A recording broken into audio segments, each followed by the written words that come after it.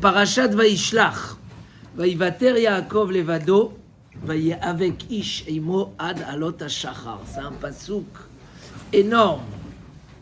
Yaakov est resté seul et s'est disputé un homme avec lui. Donc Chazal dit que c'est un ange. Ad alot hashachar, jusqu'au lever du jour, du matin. En plus, Yaakov Avinu sort de cette dispute avec le pied, la hanche qui a été déboîtée. Mais Vaizrachlo Hashemesh, le soleil a brillé et l'a guéri de ce qu'il a boité. Chazal disent même, on a dû lui faire, le soleil s'est levé plus tôt, en fonction des heures que le soleil s'était couché plus tôt pour qu'il dorme à Aramoria. Là, le soleil s'est levé plus tôt, comme si que Yaakov ne pouvait pas attendre encore quelques minutes que le soleil se lève. Non, il s'est levé plus tôt pour lui. Mais pourquoi la Torah est précise que Yaakov est resté tout seul? Quand il est arrivé devant Esav, il était aussi tout seul. Qui c'est qui a fait la guerre? C'est pas les enfants, c'est pas... Alors oui, qu'est-ce qu'ils avaient les enfants sous leur... C'est rapide. Qu'est-ce qu'ils avaient leurs enfants sous les habits? Ils avaient des armes au cas où il fallait faire la guerre. Yaakov, il s'est disputé, il était accompagné, mais réellement, c'est lui qui menait la guerre. Pourquoi dans l'histoire, avec l'ange, la Torah est précise, Vaïvater Yaakov levado, il est resté tout seul. Qu'est-ce qu'il y a dans ce tout seul-là? Alors, il y a ici un grand message. Parce que Yaakov, oui, tu peux t'asseoir. Yaakov a dû passer plusieurs étapes dans sa guerre avec Esav. Combien d'étapes il a passé Yaakov? Beaucoup d'étapes, et on va en parler. Mais dans cette étape-là qu'il a passée avec l'ange, il était tout seul.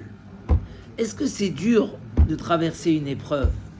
C'est plus dur quand on est seul ou quand on est accompagné? Quand on est seul, c'est beaucoup plus dur. À ce moment-là, est remis en question la profonde vérité d'un homme. Un homme, quand il est accompagné, c'est tellement plus facile. Et pour ça, il faut être accompagné. On a vu la force du Tzibour. C'est marqué « Enodome mu'atim haosim et Torah, limrubin haosim et Torah ». Quand on est nombreux, alors on peut faire la Torah, c'est beaucoup plus facile. Nos sages disent que ce que lève une personne, disons une personne peut lever 10 kilos. 2 personnes, combien ils peuvent lever? Pas 20 kilos, 30 kilos. Et 3 personnes, pas 60, 90. En fait, la force du Tzibour, c'est quelque chose d'incroyable. C'est pour ça que l'âme Israël, on travaille beaucoup sur la hardout. Chazal, ils disent, c'est comme une botte de roseau. Si tu prends chaque roseau tout seul, tu le casses très rapidement. Mais quand tu fais une botte de roseau, essaye de la casser.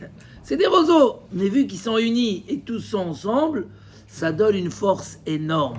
Il n'y a pas plus fort que quand un homme, dans tous les niveaux, je vois quand je parle à des gens qui sont très loin de la Torah, la première chose, tu vois, ils vont pas à la synagogue. C'est où? Ça, c'est la première chose. Ça permet, ça casse tout. Parce qu'un homme, il voit pas. La première chose, tu les ramènes au Beth Knesset Shabbat matin. Maintenant, quelqu'un qui va que Shabbat, c'est une chose. Il est soumis à beaucoup d'épreuves. Quand il va tous les jours, c'est Olam Acher.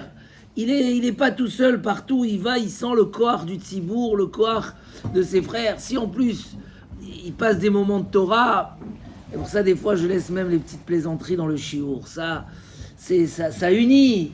C'est mechazek. Après, on se sent... Yaakov avait Yosef Hatzadik quand il était devant la plus grande des épreuves, il s'est rattaché à ses frères. Ses frères l'ont vendu.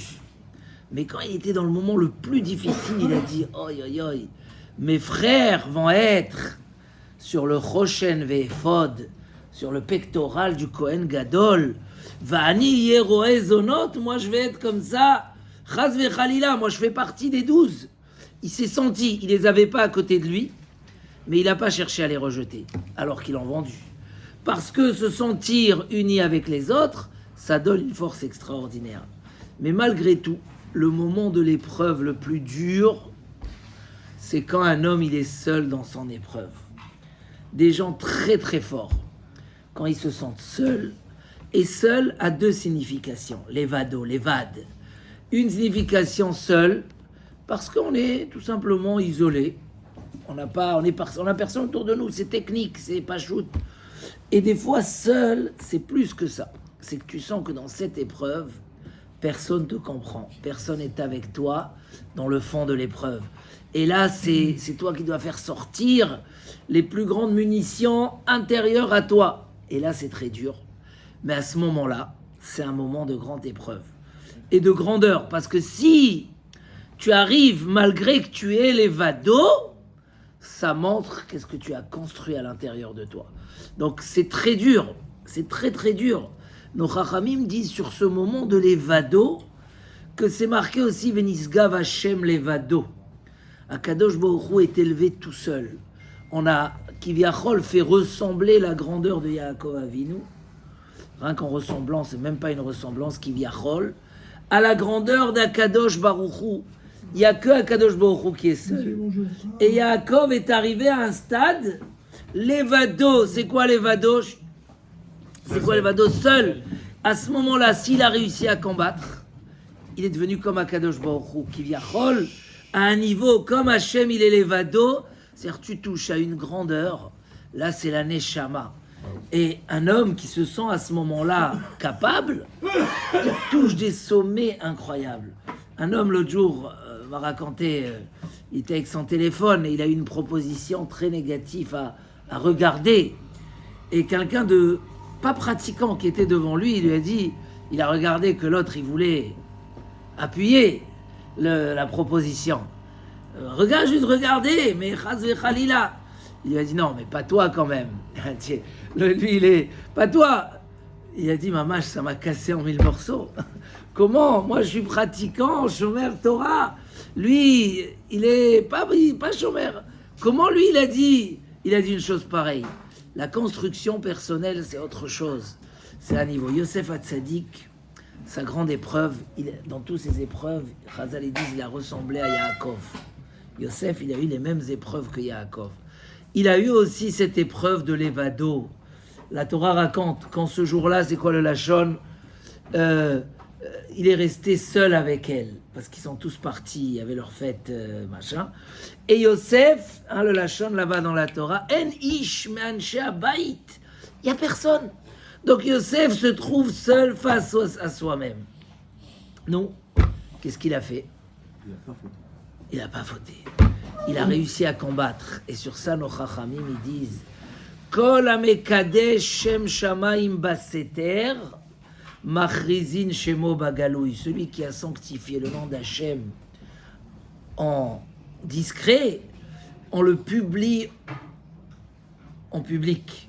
On a rajouté un nom, une lettre sur le nom de Yosef. Vous voyez, des fois on l'appelle Yehosef, avec un He. On lui a mis le nom d'Hachem. Parce que celui qui fait Kiddush Hachem, Seter, en cachette, Machrizin alay ba'alav bagaloui. On le publie, c'est l'homme qui mérite le plus grand des honneurs. Il touche les niveaux les plus grands qu'il peut y avoir. Parce que je suis seul et j'arrive à soumettre la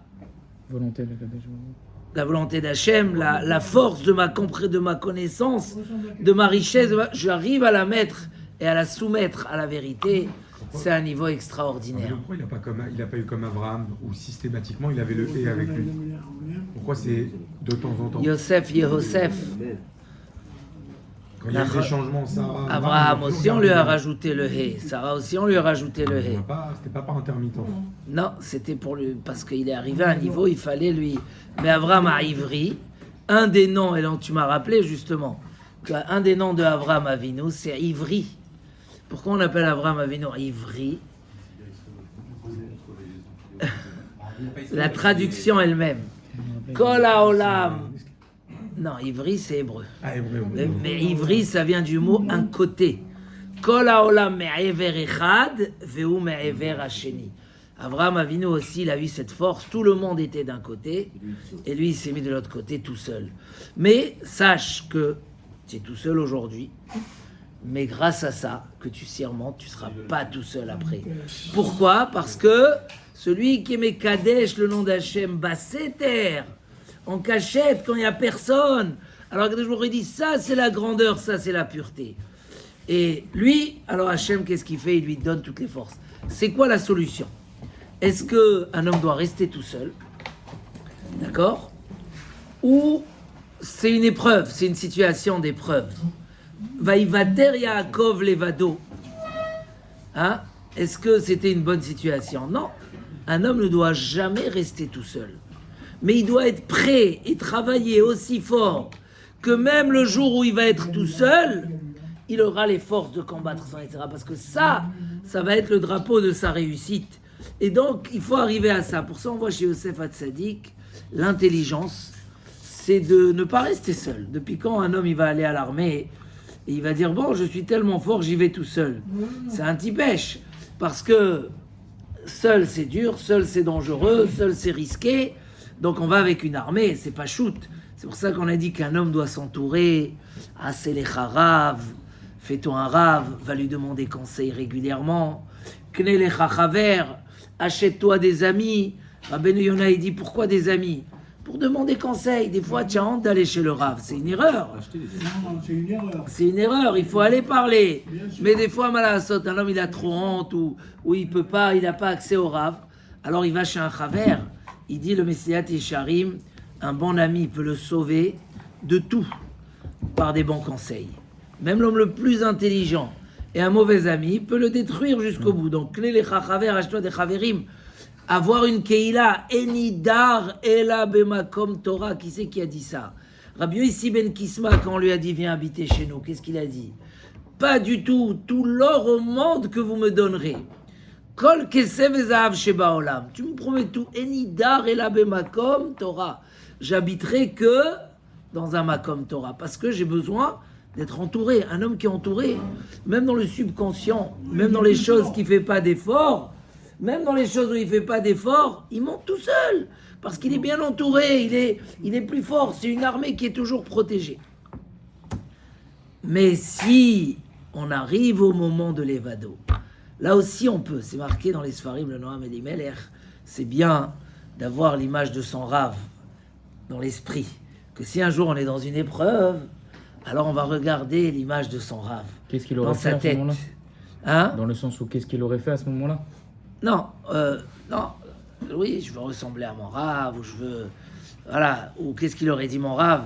À ce moment-là, ça peut te sauver de la faute. Comme chez Yaakov Avinu, comme chez Yosef Hatzadik, que quand il était tout seul dans l'épreuve, Dmut Diukno, c'est quoi Dmut Diukno ? Il a eu l'image, la silhouette de son père, et ça l'a sauvé. Ou comme on a dit à ce moment-là, il a dit, mais attends, je suis seul, mais c'est qu'aujourd'hui, demain, je suis avec mes frères. Je ne veux pas perdre ma place que j'ai avec mes frères. Donc ça aussi, c'est chachouv, que l'homme il est pour ne pas rester seul. Et sur ça, il y a une Gemara incroyable dans Gemara Brachot. L'histoire des élèves de Rabbi Yochanan. Quand Rabbi Yochanan était en train de mourir, avant de mourir, ses élèves, voilà, Kshechala Rabbi Yochanan ben Zakkai, quand Rabbi Yochanan ben Zakkai est tombé malade,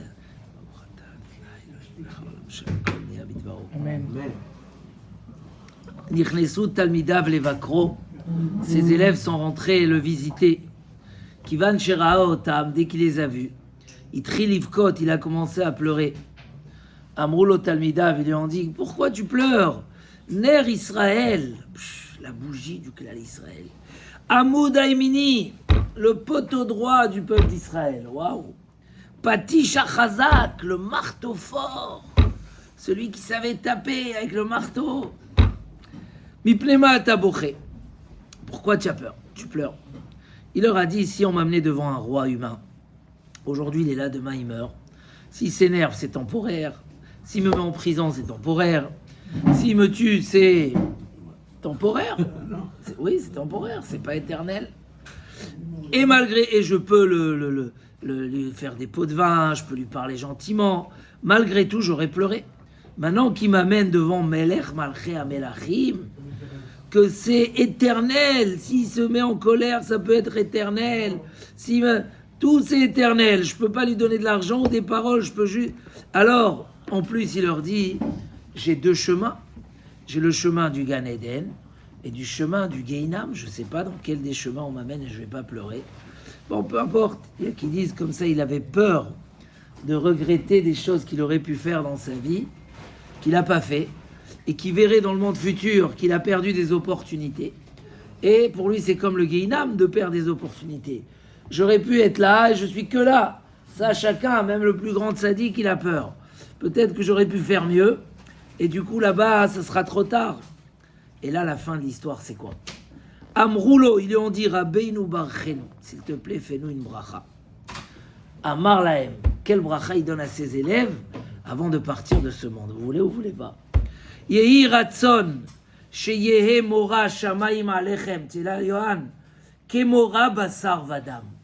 Que vous ayez la crainte du ciel, comme vous avez la crainte des gens. Comme vous craignez les caméras, que vous craignez Hachem. Écoutez, juste cette fin-là. C'est une seconde. Alors ses élèves, ils lui ont dit quoi? C'est tout? Adkan? Quoi? Rien que ça, la Hirat Hachem? J'ai peur de la caméra, je vais la couvrir pour pas qu'on me voie. Amar Lahem, quand un homme il fait une avéra, qu'est-ce qu'il a peur? Qu'un homme le regarde. Donc qu'il ait déjà cette peur d'Hachem et qu'il sache que Hachem le regarde et qu'il fasse pas la faute, c'est déjà un très haut niveau. Oh, il va. Un homme, il va voler, il est vu par les caméras. Il n'y a pas une plus grande honte que ça. Une fois, c'est bon, tu as compris l'idée? Ouais, j'ai compris. Il leur a dit, cherche pas maintenant, construisez votre lévado, que vous ayez le sentiment quand vous êtes tout seul à la maison, quand vous êtes tout seul devant l'épreuve, ayez le sentiment que Hachem, il vous regarde. Waouh! Si vous avez ça, ça y est, le lévado, il est construit. Je me souviens, quelqu'un a volé la tzedaka. C'était quelqu'un qui était considéré très très bien. Non. Mais c'était quelqu'un de très bien, sociable, Baal Chesed et tout. Non, c'était un jeune, ne travaillait pas encore. Mais, et un jour, on cherche qui c'est qui vole la tzedaka. Donc on regarde les caméras et on voit clair et net. Il prend, il met dans la poche. Maintenant, à un moment, il fallait lui parler gentiment parce qu'on voulait pas le renvoyer. Donc on lui a parlé. Il dit Chas v'shalom, quel soupçon, mais vous voyez pas comment je suis et tout. Mais là, c'est pas moi qui dis. Regarde. Waouh, c'est dur. Il n'y a pas plus terrible que ça. La personne, elle se tait, elle dit rien. Pas une excuse. Il est. Pourquoi? Parce que quand on est seul, quand on est l'évado, le Yetzer Hara, il se permet. Hein, pour ça, on dit que quand le puits où ils ont jeté Yosef était vide, il était rempli de serpents. Quand un homme est vide, Chas v'shalom, quand il n'y a pas de Torah, il y a beaucoup de Yetzer Hara. Et le Rambam, il dit, quand un homme, il sent que des pensées de mœurs ou des pensées négatives viennent dans son esprit, la solution, elle est simple. La bouteille est vide, va la remplir. Si ça circule, va, étudie. Tu vois que tu es trop tenté quand tu es seul, tu as des faiblesses, il te manque de l'étude. Nekuda, en marchevet arayot mitgaberet belibo shel adam, et là que panouï mina chokhma. C'est quand que ça commence à penser mal, c'est quand le cœur il est vide. Parce que dans ton lévado, dans ton niveau, tu es tout seul. C'est là-bas où ça se travaille. Et être sûr, il y a Novardok. Vous connaissez Novardok? C'était le monde du Moussar. Là-bas, il disait que l'homme, il doit travailler sur Tziyur Anisayon. C'est quoi Tziyur Anisayon? Dessiner, imaginer le moment de l'épreuve. Quand tu es dans un état bien avec tout le monde et tu te sens le plus grand sadique, réfléchis, dis-toi qu'est-ce qui va se passer quand je serai seul. Je vous dis par exemple, j'étais au salon d'Anne. J'étais au salon et je vois des gens comme ça, ultra religieux, en train de manger. Alors, vu que quelqu'un m'avait raconté une histoire qu'il y a des problèmes de cache-route des fois dans ces endroits, je suis parti leur demander c'est quoi la cache-route. Ils m'ont dit apparemment tout est badatz, d'accord, apparemment. J'aurais dit, vous êtes sûr? Ok, j'ai failli me servir. Mais après, puisque l'histoire de l'autre, elle me trottait, je dis, mais où est la plaque? Je vois pas de plaque. Partout, il y a une plaque. On est en Israël. Donc je cherche, il n'y a pas de plaque. Voilà, ça commence à me faire peur. Non, à l'aéroport. Ouais, Orange, mais celui d'Air France. Attends, à la fin, peut-être qu'il y a. Mais c'est des gens qui ne mangent pas une certaine ashgacha. Ils mangent que haut de gamme ashgacha.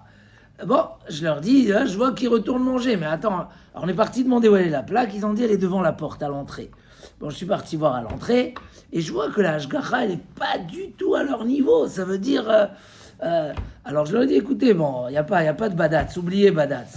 Mais eux-mêmes, ils voient qu'il y a un autre qui mange, etc. Ils ont continué à manger, ils étaient gênés un peu de moi. Moi, je me suis mis en retrait pour pas les gêner. Mais quand un homme, il est seul, ces gens-là, ils sont à Bnei Brak, ou ils sont à Yerushalayim, mais jamais ils touchent à un truc comme ça. Mais hors de question. Mais là, c'était l'évado. C'était dans le voyage, seul, tu sais. C'est gratuit. Il y a un truc de l'évado, ça veut dire, quand un homme, il arrive dans le l'évado, la Torah, elle met en précision. Yaakov, il a eu la guerre avec Esav, il a réussi à la passer. Dans la feuille là qu'on a fait sur Vaishlach, elle va être envoyée tout à l'heure. Elle est déjà envoyée sur les groupes, mais on va l'imprimer. On est un petit peu toujours en retard, c'est pas encore rodé suffisamment. Là-bas, on a expliqué les étapes que Yaakov il a passées. L'étape avec Esav, il s'est rabaissé, il a donné des cadeaux, il a passé cette étape. L'étape avec Esav qui lui dit viens, on redevient des amis. On ne peut pas dire non. Alors il a esquivé, il a dit avance, je reviendrai. La troisième étape, là la Torah met en valeur, c'est l'évado. Dès qu'il est seul, et ça la Torah met en évidence, et on dit qu'Yaakov à ce moment-là arrive à des niveaux incroyables. Pourquoi? Parce que quand on est l'évado, comme il leur a dit le Rav, pourvu, si pour moi ils lui ont dit Adkan, c'est ça la seule bracha que tu nous donnes, il leur dit sachez, si vous arrivez à ce niveau-là, parce que quand un homme il te voit, tu n'es pas seul. Vu que tu n'es pas seul, tout de suite tu te retraites, pas parce que rien que tu as honte de lui, parce que tu n'es plus seul. Donc tu n'es plus dans le lévado. Mais quand tu es seul, à ce moment-là, te dire Akadosh Baruch Hu, il me regarde, c'est Léla ou Léla. Si à ce moment-là, tu sais qu'en battre ton Yetzer Hara, tu arrives à des choses extraordinaires. Ça, c'est le... Je vous raconter une petite histoire que j'ai lue hier soir, comme ça, la petite histoire pour Shabbat.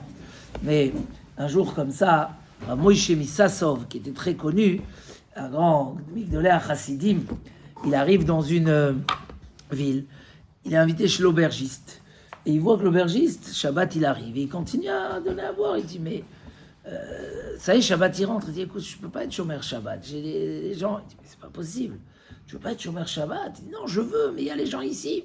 Il dit, tu veux que moi je leur dise de partir? Il dit, oui. Le Rav, il tape, il dit, Rabotai, ça y est, on va fermer dans 20 minutes. Alors tout le monde se presse, ils partent et ils ferment. Bon. Le Rav dit, écoute, la semaine prochaine, je dois repasser par là, je vais revenir, comme ça, je vais l'aider à devenir chômeur Shabbat. La semaine prochaine, il revient, auto d'avar, ça marche. La troisième semaine, l'aubergiste, il n'a pas attendu lui-même, il leur a dit, Rabotai, voilà, c'est écrit, c'est fermé à 16h30, et les gens, ils sont partis, mais les goïms, ils ont commencé à se plaindre. Quoi, on n'a pas où aller boire Shabbat, une petite gorgée de vin rouge. Vas-y, ils se sont plaints chez le Paritz et tout. Le Paritz, il a appelé, il dit, écoute, je t'ai fait confiance. Pourquoi tu fermes Shabbat? Il dit, écoute, il y a un rabbin ici qui vient depuis un petit moment. Il m'a dit que Shabbat, pour nous, c'est interdit. Machin, Il dit, bon, c'est pas toi alors. Amène-moi ton rabbin, je vais voir. Dès qu'il vient, dès que le ravi revient, il amène chez le Paritz. Il dit, pourquoi? Il dit, parce que chez nous, le Shabbat, c'est très important. Le Paritz, il dit, j'y crois pas. Qu'est-ce qu'il fait? Il sort dehors, il jette des pièces en or sur toute la route. Des vraies pièces, de grande valeur. Et il attend, Shabbat, il a fait ça pendant Shabbat. Et il attend, il se cache, voir qu'est-ce que le Rav il va faire. Le Rav il passe, il voit la première pièce. Il regarde, il continue. Il arrive à la dernière pièce, il regarde, il continue et il part. Et là, le Paritz, il arrête, il dit, pourquoi tu regardais comme ça les pièces? Il dit, au moment où je suis arrivé devant les pièces, il n'y avait personne ici. Mon Yetzer Hara, il m'a dit, ce Rav-là, il faisait beaucoup Pidyon Shvuim. Il faisait sortir les gens des prisons qui étaient jetés par les Paritz, dans les prisons dangereux, ils mouraient là-bas. Donc quand je suis passé, j'ai dit, waouh, une pièce comme ça, je peux libérer un prisonnier avec. Je la prends ou je la prends pas. Après, je me suis dit, non, le Shabbat, il est là déjà. le prisonnier. J'ai pas encore pour l'instant de prisonnier. Il y aura dans la semaine, mais aujourd'hui, il n'y a pas. Donc, je peux pas. Donc, j'ai regardé, j'ai dit, voilà, entre la mise... Mais mon Yetzerara, je te dis la vérité, il me disait, pas prends l'argent pour toi, prends l'argent pour... Et là, le Parisien a dit, bon, si c'est comme ça, tu peux fermer Shabbat. Je sais que c'est sincère, c'est pas par des intérêts, etc. Le Nisayon, quand on est les vados, alors dès qu'on parle d'un grand sadique, mais quand chacun, il est dans cette situation, et ça, chaque Ben Israël, il sait le faire. Bezrat Hashem, quand on arrive à ce niveau-là, quand on gagne la guerre avec Esav, et qu'on est seul ou pas seul, la vérité reste la même. Et Akadosh Baruch Hu nous regarde, comme on craint quand les gens nous regardent, on craint Akadosh Baruch Hu. Celui qui atteint ce niveau, comme Yosef Hatzadik, comme Yaakov Avinu, il arrive à des niveaux très grands, et Hachem le publie. Hein? Tout celui qui sanctifie le nom d'Hachem dans le seul, c'est terre en cachette, Hachem, il le publie, et il montre à tout le monde, voilà, c'est ça la personne de qui vous devez prendre l'exemple, Bezrat Hachem. Chazak, Chazak, Chazak.